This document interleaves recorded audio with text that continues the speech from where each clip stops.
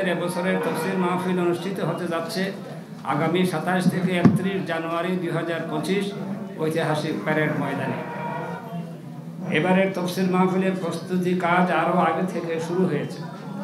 এ উদ্দেশ্যে তফসির ইন্তেজামিয়া কমিটি ও 19টি sub committee নিরলস পরিশ্রম করে যাচ্ছে।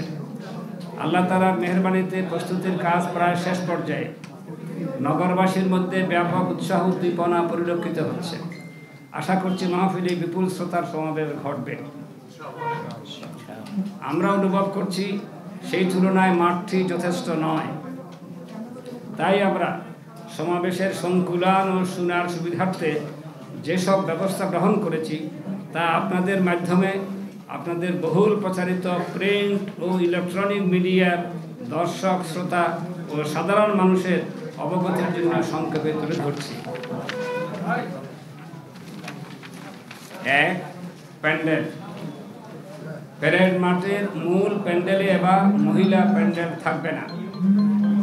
মূল প্যান্ডেলে থাকবে সম্মানিত পুরুষ শ্রোতাদের বসার ব্যবস্থা, সম্মানিত মেহমান ও সাংবাদিক বন্ধুদের বসার বিশেষ ব্যবস্থা, স্যানিটেশন ব্যবস্থা, দর্শক শ্রোতাদের মৌলিক প্রয়োজন ও চাহিদা পূরণের সহায়তায় প্রয়োজনীয় স্টল।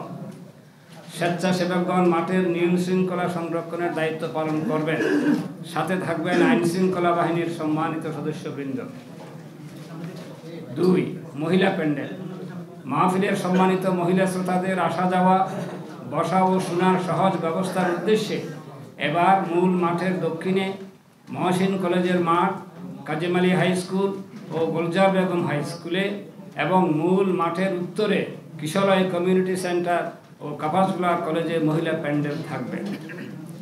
এইসব প্যান্ডেলে মহিলাদের বসার, শোনার ও প্রয়োজনীয় যথাসম্ভব স্যানিটেশন ব্যবস্থা থাকবে। নিয়ম শৃঙ্খলার উদ্দেশ্যে মহিলা স্বেচ্ছাসেবকরা দায়িত্ব পালন করবেন। তাদের সহায়তায় থাকবেন আইন শৃঙ্খলা বাহিনীর সম্মানিত সদস্যবৃন্দ। 3, মূল মাঠের চারপাশের এলাকায় অবস্থান ও শোনার ব্যবস্থা।